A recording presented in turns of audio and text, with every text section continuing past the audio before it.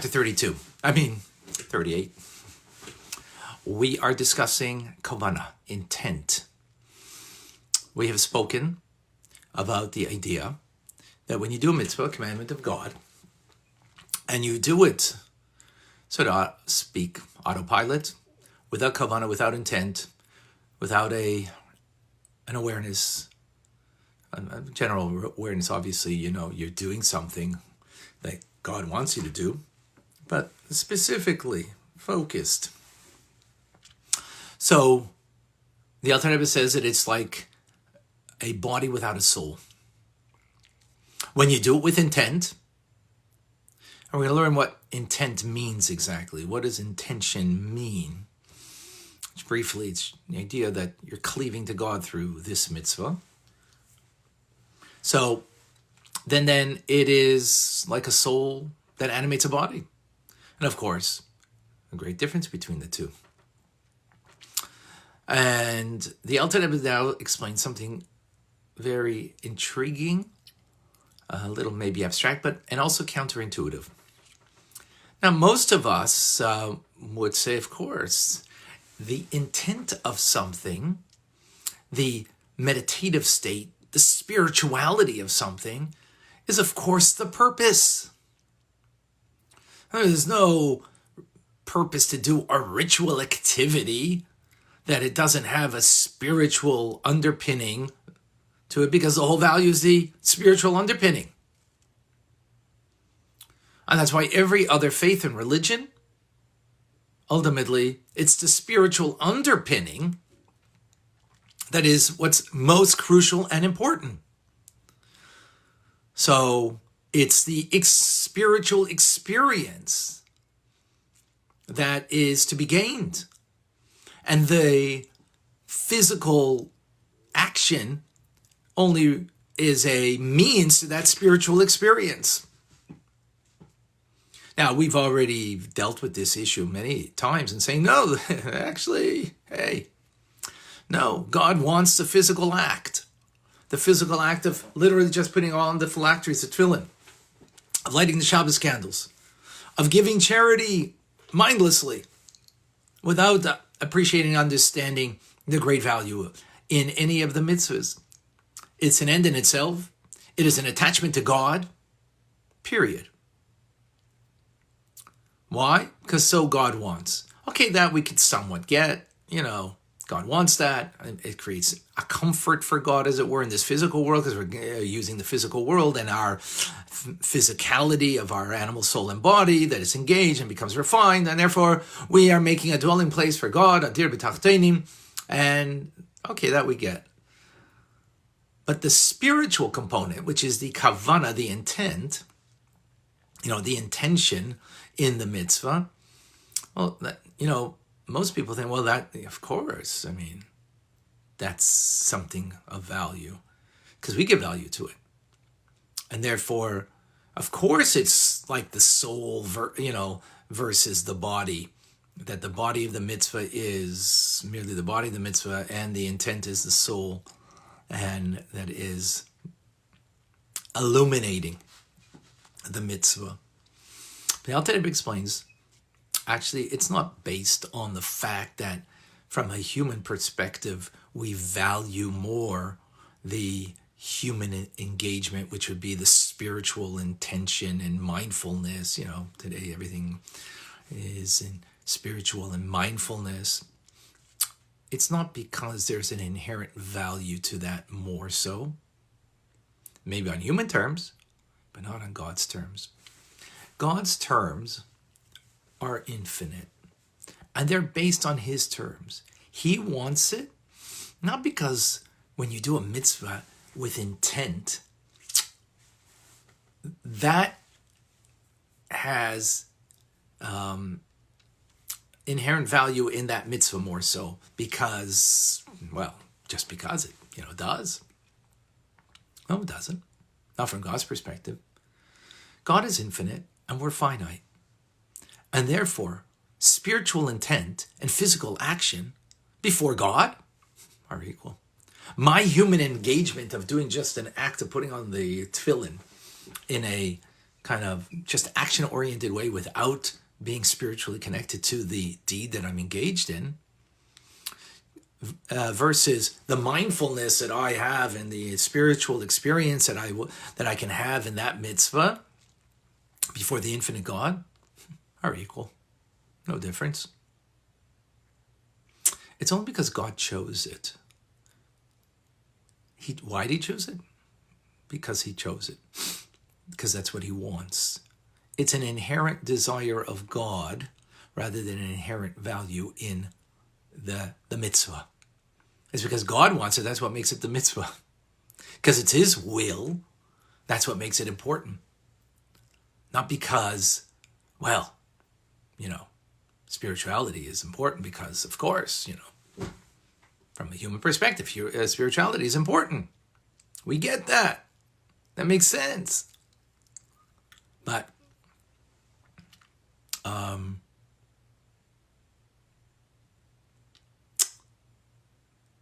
we need to recognize that it's the divine will. So what we have here is a multiple divine will over here. We have the will of God, that he wants the act, because he wants the act. It makes a dwelling place for God. God wants also, he also wants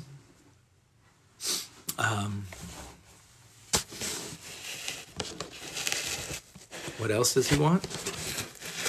He wants the act to be illuminated. Excuse me. Oh, Baruch Hashem, I'm okay. He also wants that we should have kavanah, intent.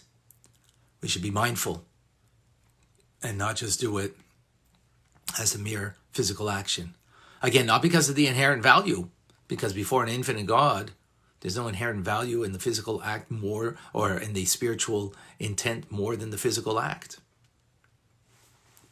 But it is a divine desire that is his desire, his will, that is not bound by a human limitation.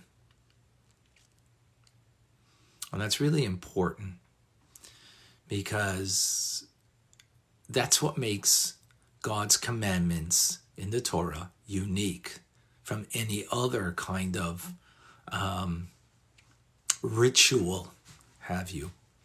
Any other kind of ritual and any other kind of belief system, it is a human value, and therefore the ritual is only in order to have the spiritual awakening, the spiritual connection, and that's all of a human value in human terms.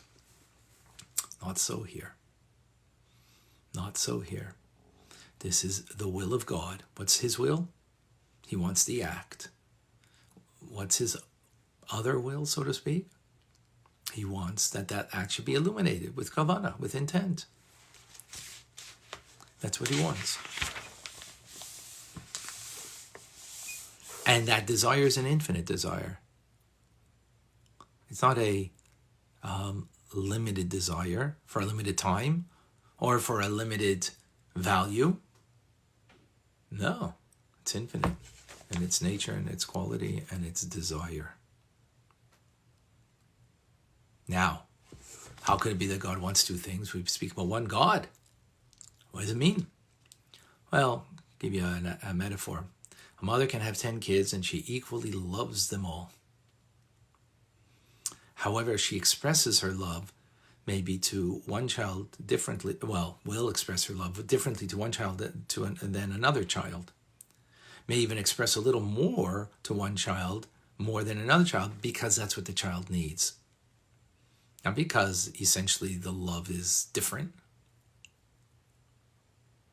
right? Essentially the love is equal. The expression of the love can be greater one to the other. Same thing over here. The essence of God's will is the same. He wants both. So, you can, as the mother can love many children, God can desire essentially many things. And it's one mother, one God. that expression of that love, and just as the expression of the will of God is going to be greater expression in a mitzvah that's done with intent, it'll be an illuminated mitzvah rather than a mitzvah that's done without the intent. As the mother expresses love to one child more than another, so on. Now, the Alter Rebbe says that, therefore, what comes out over here is we have the mitzvah, the act, and the kavanah, the intent. And they are two aspects of mitzvah and two aspects of kavanah. Two aspects of mitzvah that are related to inanimate and vegetation, and two aspects of kavanah that are related to animal and human. What that means is, stay tuned. Stay tuned in tomorrow's class. All right, folks, how's everybody doing? How is everybody dealing with this call world crisis? We have to be very vigilant. We have to make sure that we are following the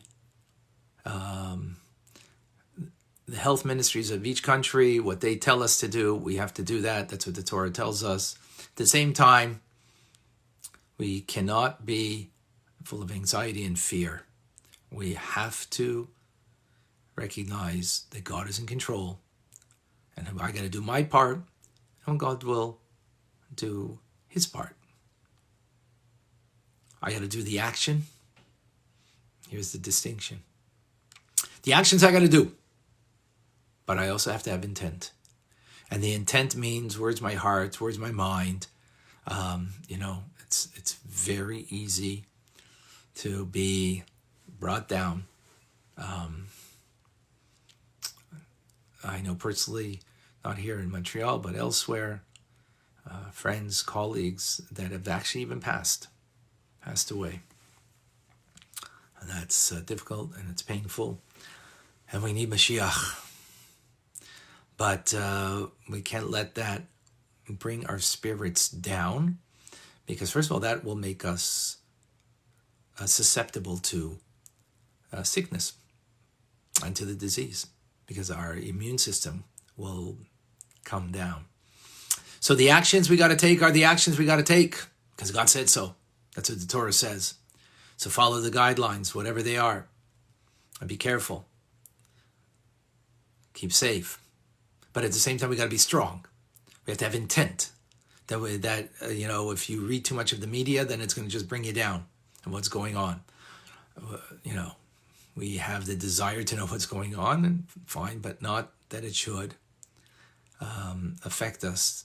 We need to have emunah, which is in God's goodness, faith in God's goodness, and bitachon, and trust that it's all going to be good. That it's all going to be good. That is the kavanah part that we need to have. All right.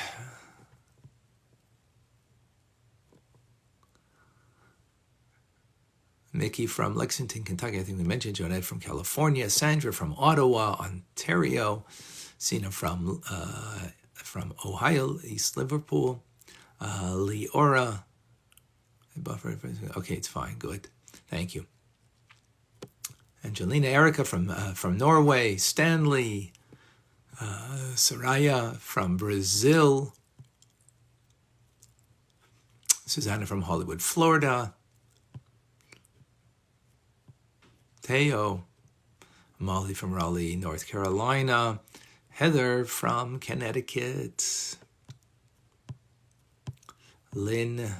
Karen from Miami. Yo-Ying, I'm sure I got that wrong, from Canada.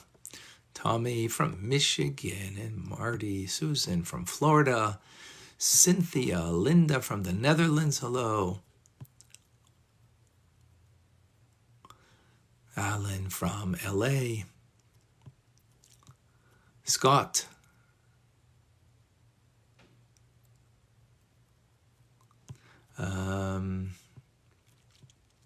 Mark from Manalapan, New Jersey.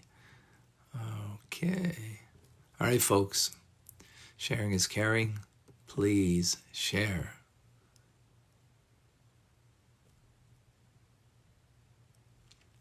The outlet of his teachings with others. Reminder that the 1 Minute Tanya is available on Tanya Rabbi on Instagram.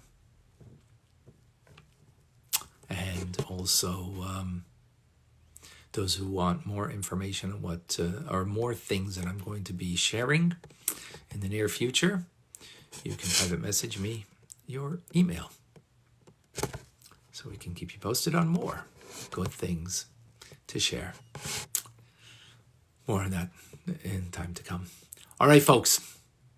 I'm Rabbi Ron Fine, coming to you from my home in Montreal, Canada, where it's a privilege and a pleasure to share with you the Tanya. Have a wonderful day and keep well.